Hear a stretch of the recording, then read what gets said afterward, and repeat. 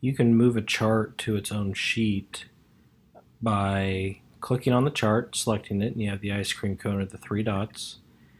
And you go to Move to Own Sheet.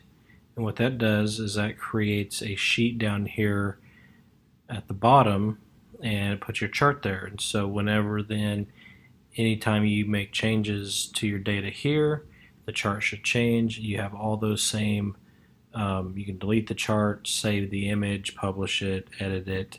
So I can edit it right here on this sheet, or I can copy it and move it to another document.